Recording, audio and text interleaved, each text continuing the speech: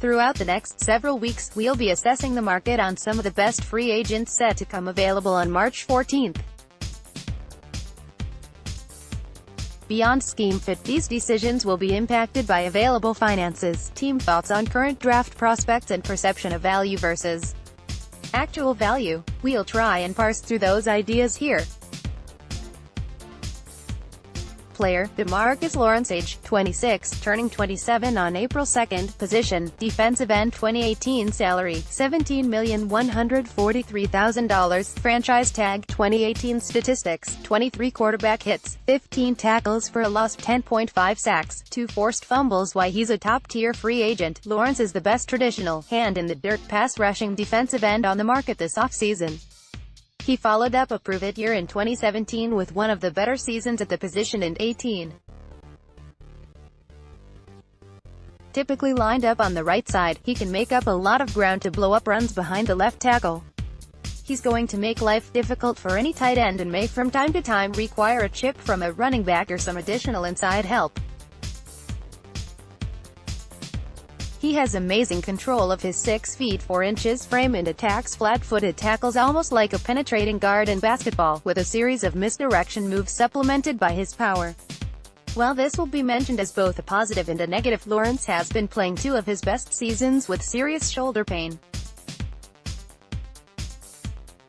As the Dallas Morning News reported recently, Lawrence still has labrum surgery and recovery to go.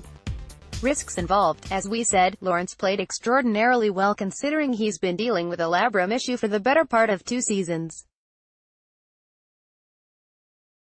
Teams will have to wonder if post-surgery, they will a player who will be free of these issues and uninhibited at the line. Or, are they getting a player who may take a while to heal post-surgery and could miss mandatory mini-camp? I thought NFL Network outlined what seems to be the most troubling issue here. The Cowboys tagged him last year and, similar to Washington during the Kirk Cousins debacle, the team now faces the prospect of giving him a long-term deal commensurate with a second-year tag number. Remember that being tagged twice in a row comes with a built-in raise, a hefty increase from Lawrence's $17.1 million figure a year ago. They know that it's Dallas' emergency parachute option to keep him in town should a long-term deal not be reached, which means that the average salary per year of any long-term option will begin with that number. Market prospects: Lawrence is in an interesting situation. He can do more than Dallas defense allowed, though it will be a bit of a gamble should another team sign him. He's the best defensive end available in a draft that is loaded with talented pass rushers, so teams will have to decide whether they'll pay for a finished product, or bet on themselves to develop one quickly. As we've mentioned before, Lawrence is fortunate that there are several teams with a deep trove of cash to spend this offseason, and most of them need help on defense. Potential destinations: Cowboys, Colts, Jets, Browns. Contract comps. Note here, there haven't been a ton of top-flight defensive ends signing contracts in the post-Khalil Mack era.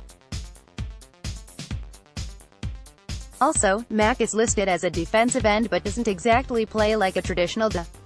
So, these comps are going to feel a little out of date, and will contain APY numbers that Lawrence will undoubtedly top. They will have to, considering that the APY of both Chandler Jones and J.J. Watt was below Lawrence's franchise tag number from 2018. J.J. Watt, Texans, 6 years, $100,005,425 per APY, $16,667,571 per total guarantees, $51,876,385. Chandler Jones, Cardinals, 5 years, $82.5 million per APY, $16.5 million per total guarantees, $53 million. Question or comment? Email us at talkback@themqb.com.